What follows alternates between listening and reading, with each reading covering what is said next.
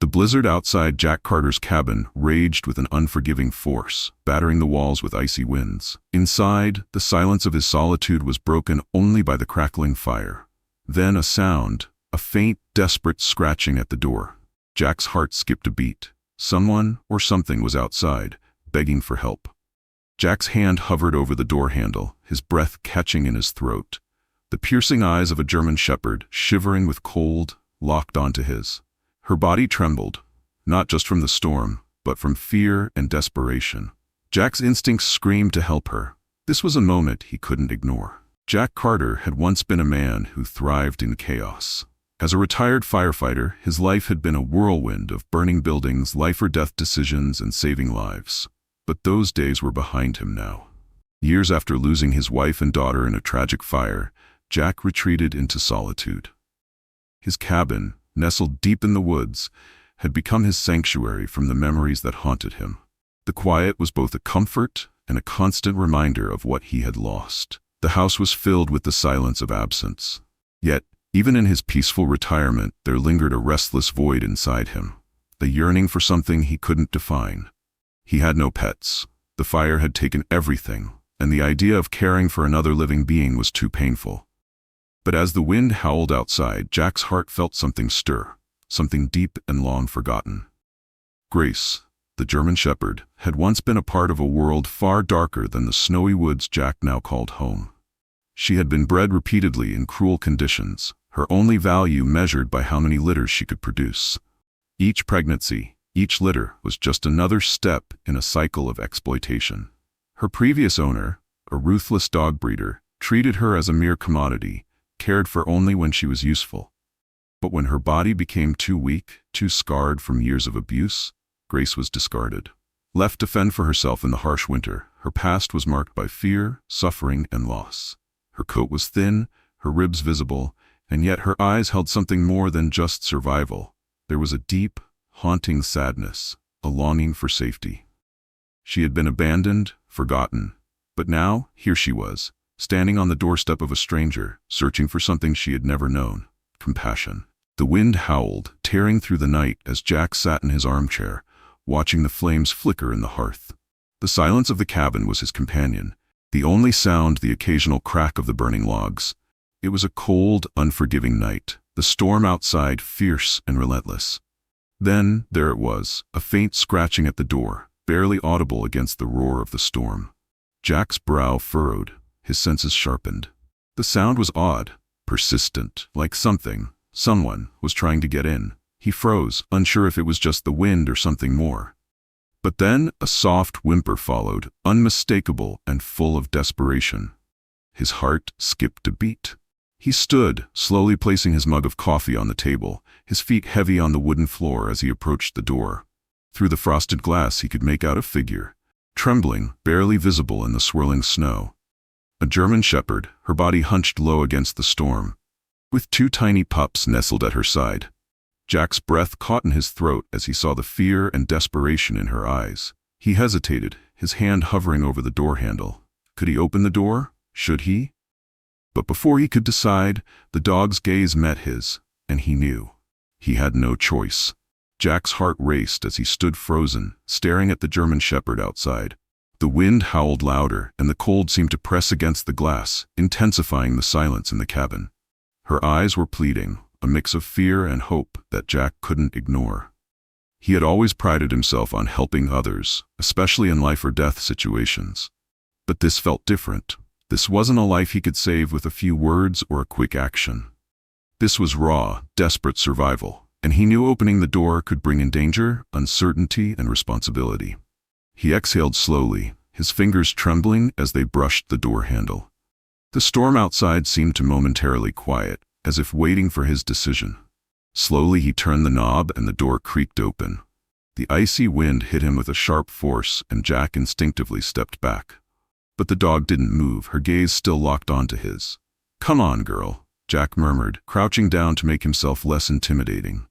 "You're going to freeze out here."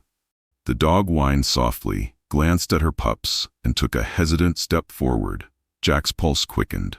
With a slow, careful motion, she nudged the smaller pup with her nose, urging it to follow. Without another thought, she picked up the other by the scruff and stepped into the warmth of the cabin. Jack quickly closed the door behind them, the warmth enveloping them, and the storm seemed to fade away. As Jack watched Grace and her pups settle near the fire, his thoughts drifted. The warmth of the cabin, so comforting for the dogs, felt strangely unfamiliar to him. He hadn't shared this space with anyone, let alone animals, in years. It was as if a part of him had been closed off, locked away since the tragic fire that had taken everything from him.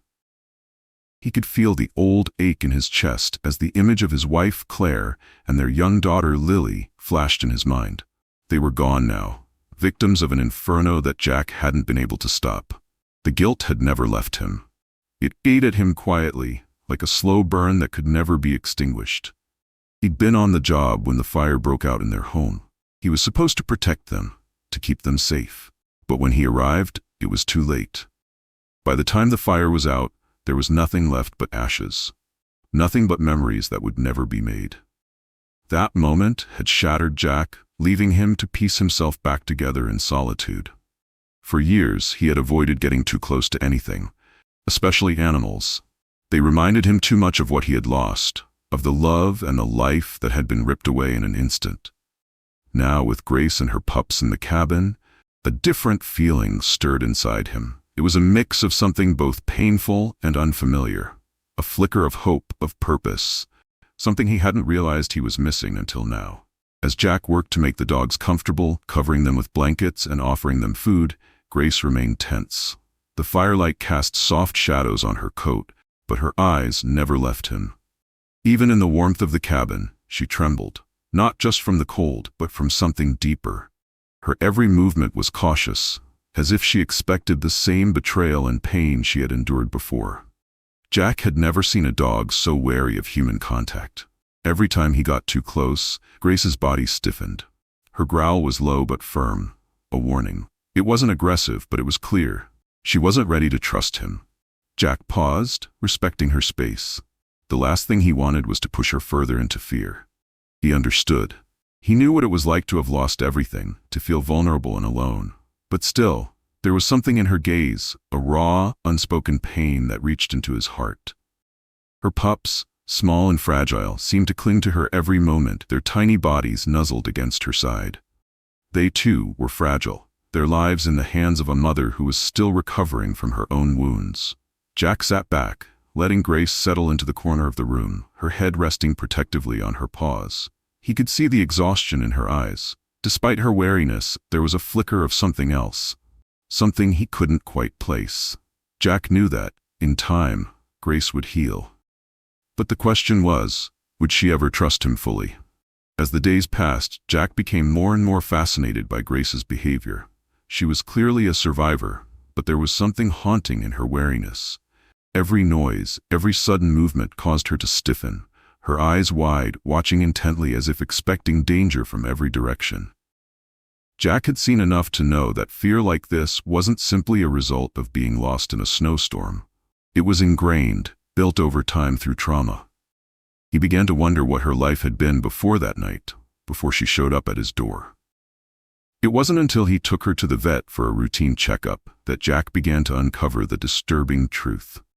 Dr. Monroe, a seasoned veterinarian who had seen many cases of abuse and neglect, noticed the deep scars on Grace's body that hadn't fully healed.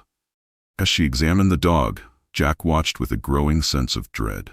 There were injuries on Grace that could only have come from neglect or deliberate harm, deep gashes along her sides, and a few old fractures that had been improperly treated.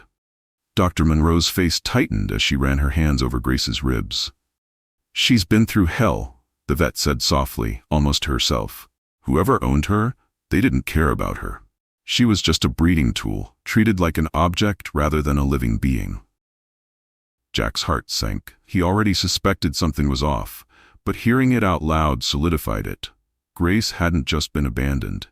She had been exploited, trapped in a cycle of pain for as long as she could remember.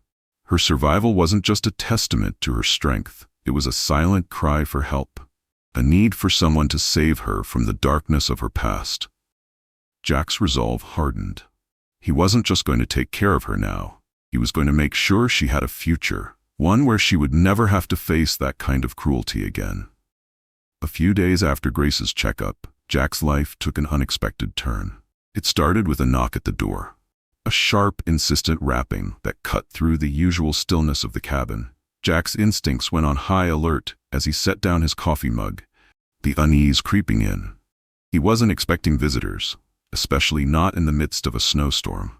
He glanced at Grace, who had become more relaxed but was still cautious. Her eyes darted toward the door, her ears twitching in response.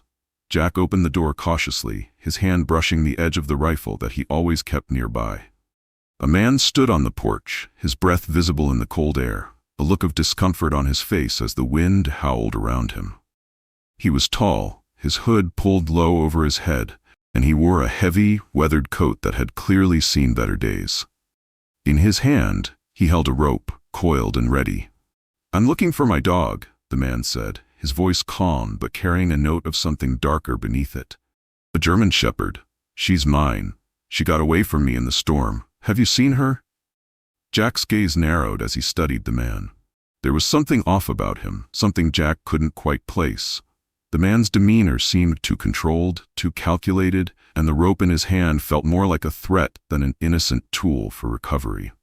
"I haven't seen any dogs," Jack lied, his voice steady. "No German shepherds around here." The man's eyes flicked toward Grace, who had come to stand behind Jack, her protective instincts still sharp. The stranger's gaze lingered on her for a moment too long, then shifted back to Jack. "Well, if you do, let me know," the man said, his tone still polite, but there was an underlying tension now. As the man turned and walked away, Jack couldn't shake the feeling that this encounter wasn't as random as it seemed. 2 days passed in uneasy silence, but Jack couldn't shake the strange encounter with the man at the door. Something about it felt off, too sudden, too deliberate. He tried to push it from his mind, focusing instead on helping Grace and her pups adjust to their new life.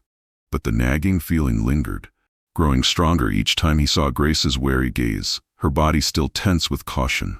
It was as if she sensed something Jack couldn't see, something dark on the horizon. That evening, just as the wind began to pick up again, a knock echoed through the cabin, this time louder and more forceful. Jack's heart sank. He wasn't surprised to see the man again, but he was unprepared for what would come next. This time, the man wasn't alone. 2 others flanked him, both towering and imposing, their expressions cold and unreadable. They all wore heavy coats, their eyes hidden under hoods, and they carried themselves with an unsettling confidence. The man who had first knocked stepped forward, his voice calmer than before, but Jack could hear the edge in it. "I told you she's mine," he said, his eyes scanning the cabin, lingering on Grace. "I'm here to take her back." Jack's gut twisted, but he stood his ground, blocking the doorway with his body. "She's not going anywhere," he replied, his voice firm. "I don't care who you think you are." The man didn't flinch, but there was something dangerous in his eyes now. Something that told Jack this wasn't just a matter of reclaiming a lost pet. This was personal. "You don't understand," the man said, his voice low and controlled. "You don't know what you're getting into." Before Jack could respond, the 2 men behind the stranger stepped forward, their faces hardening. The situation was escalating, and Jack knew he was at the center of something far bigger than just a simple rescue. The moment the door swung open wider, Jack felt it. The storm outside wasn't the only danger they were facing now. Jack's pulse quickened as the 2 men behind the stranger took another step forward, their eyes never leaving him. The tension in the air was palpable, and the sound of the howling wind outside seemed to fade into the background, replaced by the ominous silence in the cabin. Jack's mind raced. He had no idea who these men were, but it was clear they were here for more than just Grace. The look in their eyes was one of intent, and their posture was aggressive, like predators closing in on their prey. "I'm not giving her up," Jack said firmly, his voice steady despite the fear creeping up his spine. He glanced over his shoulder at Grace, who had retreated into the corner of the room, her body taut with fear, her eyes never leaving the men.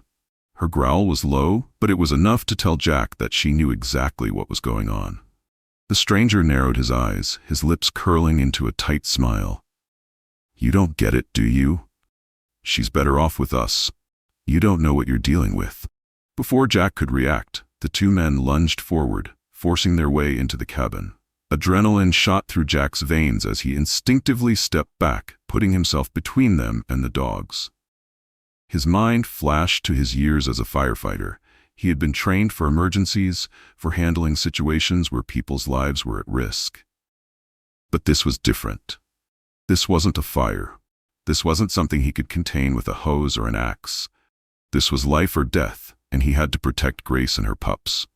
The first man reached for the door, trying to push it open further, but Jack shoved him back, sending him stumbling into the wall. The second man grabbed for Jack's arm, but Jack wrenched free, his years of strength and experience giving him an edge. He caught the man off guard, throwing him to the ground.